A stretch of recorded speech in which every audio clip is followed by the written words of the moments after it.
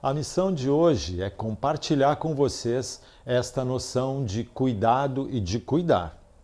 Ao longo da história, conforme assinala na segunda edição da Enciclopédia de Bioética, têm ocorrido várias abordagens. Dentre elas destacam-se a mitológica, filosófica, literária e psicológica, que geram distintas estruturas explicativas para a ética do cuidar. Revelam que não há um entendimento único de cuidado, mas um conjunto de percepções que se unem por ideias, narrativas e temas. De maneira geral, o cuidado pode ser entendido como toda ação que contribui para promover o desenvolvimento e o que faz viver as pessoas e os grupos. A palavra cuidado deriva do latim cura, ou de sua forma mais antiga, mera, que é uma terminologia. Era usada num contexto de relações de amor e amizade, expressando uma atitude de cuidado, de preocupação e de inquietação pela pessoa amada ou até por um objeto de estimação. Outra origem apontada para cuidado é cogitare, cogitatur, que significa cogitar, pensar, colocar em atenção, mostrar interesse, revelar uma atitude de desvelo ou de preocupação. Assim, por sua própria etimologia, a palavra cuidado tem duas significações intimamente ligadas entre si, certo? A primeira indica uma atitude de solicitude, de atenção com o outro, e a segunda denota uma preocupação ou uma inquietação advindas do envolvimento e do vínculo de responsabilização para com o outro por parte de quem cuida, certo? Ou seja, cuidar não é um ato isolado, mas constitui um modo de ser. A forma como a pessoa se estrutura, se realiza no mundo com os outros e como ela embasa a relação que ela estabelece com as coisas ou com as outras pessoas. Enfim, cuidar é mais do que um ato ou um momento de atenção, de zelo, uma atitude. E, por atitude nessa situação, entendemos a fonte geradora de muitos atos que expressam a preocupação, a responsabilização radical e a aproximação vincular com um outro. Cuidar, portanto, configura uma atitude que possibilita a sensibilidade para com a experiência humana, reconhecendo o outro como uma pessoa e sujeito, não só mais como uma pessoa, né? Ao que se entende o cuidado como esse modo de ser essencial. Ou seja, não temos cuidado, não dispensamos cuidado e nem prestamos cuidado. Na verdade, somos cuidado. Enfim, esse entendimento de que o ser humano é essencialmente cuidado e que cuidar é a central para as pessoas e suas vidas remonta à antiga Roma, como aqui no nosso mapa do Império Romano.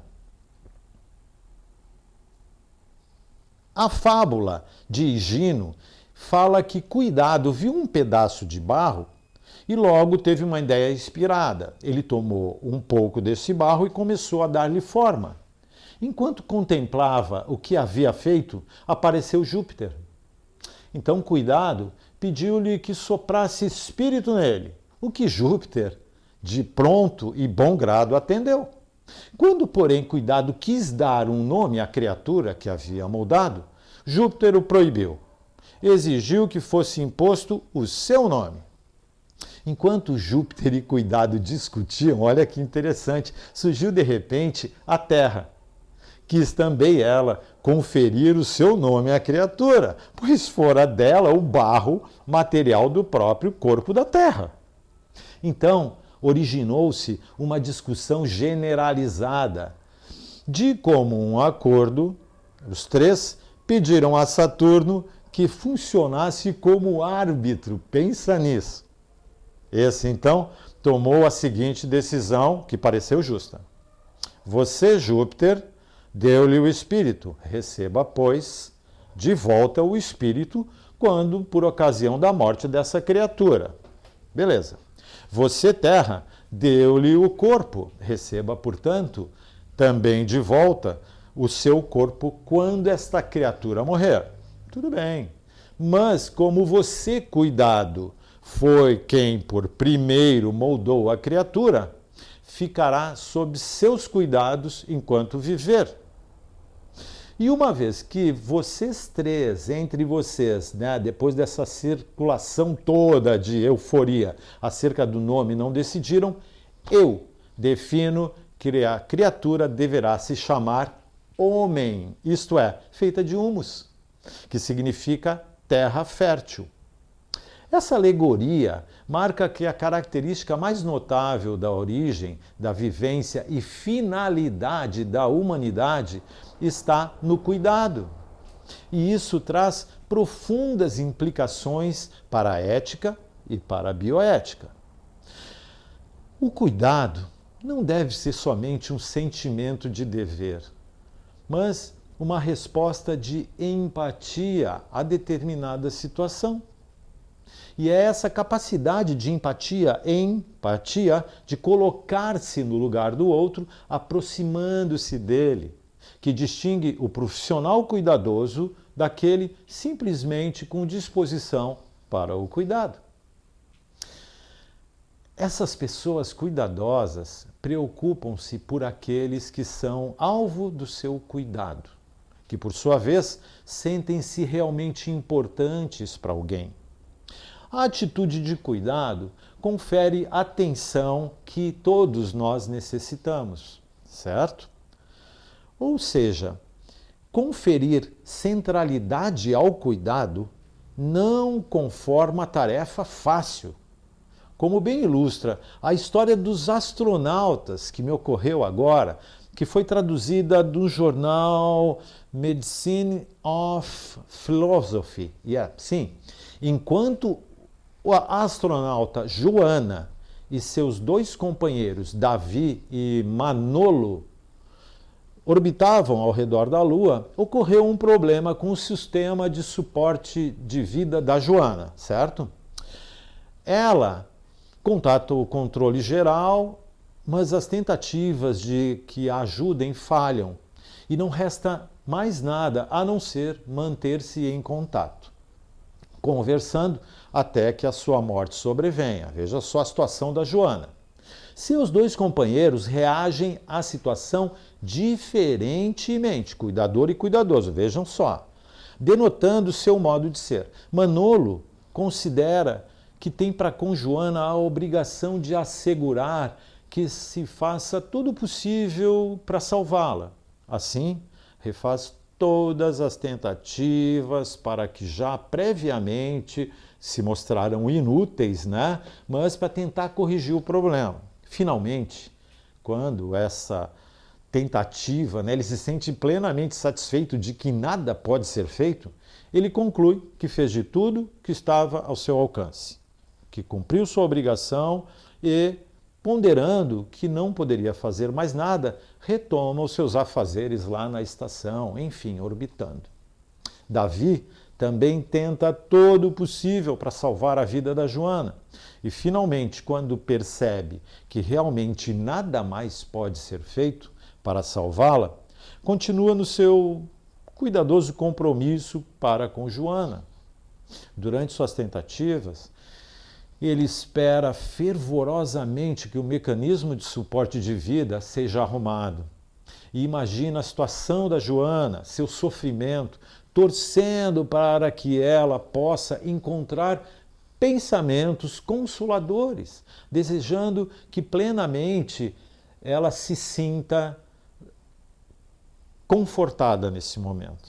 Satisfeito de que ele nada pode fazer, ele conclui que fez tudo o que estava ao seu alcance, cumpriu toda a sua obrigação, ponderando que não podia fazer mais nada, ele também retoma aos seus afazeres.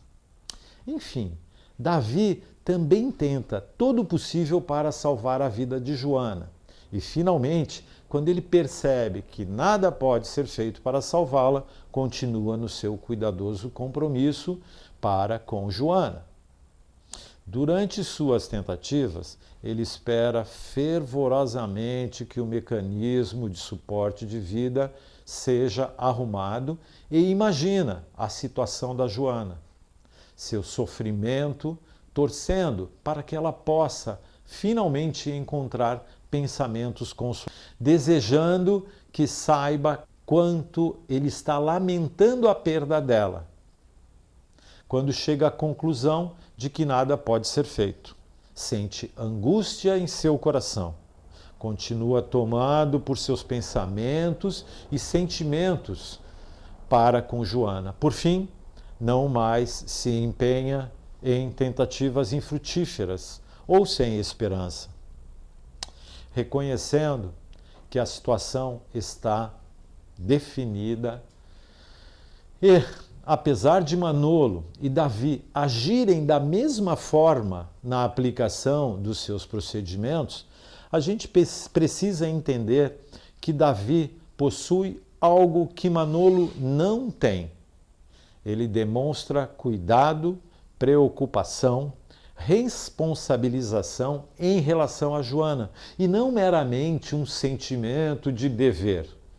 A ética vai além da consciência profissional, porque tem a ver com o compromisso de cuidado, enquanto a consciência leva a trabalhar com afinco para cumprir apenas as obrigações e aderir estreitamente, aos seus deveres e aos princípios. Então, a gente percebe que cuidado é diferente de cuidadoso.